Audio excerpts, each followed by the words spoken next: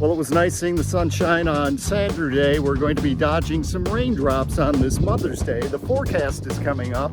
Plus, stick around to the end of the video for the return of the 1 Minute Cooking Show.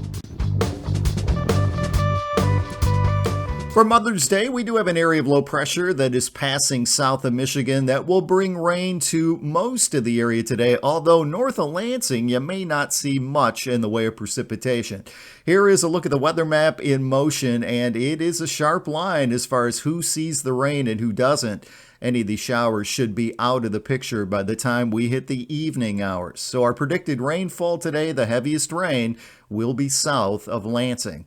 We do have some cold nights ahead, so if you bought some plants from Mom, you will be covering them up Sunday night, Monday night, and Tuesday night. Temperatures down around the freezing point.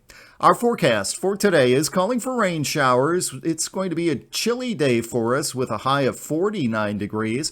Now for tonight, we turn partly cloudy. Frost is likely tonight with our low dropping back to 33. We should have an extended period of dry weather Monday through Wednesday. High temperatures in the 50s Monday and Tuesday, the low 60s on Wednesday. Thursday and Friday were partly cloudy, just the slight chance of a pop-up shower in the afternoon. High temperatures in the mid-60s.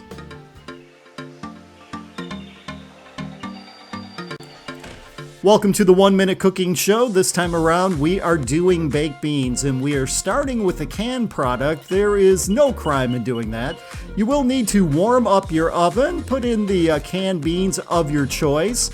We are also going to be putting into this some onion, as well as brown sugar. And I had a little incident there, a little bit too much brown sugar, but we saved the recipe anyway. It's got yellow mustard as well as some ketchup. You will want to taste it before it goes in the oven and make sure it's okay.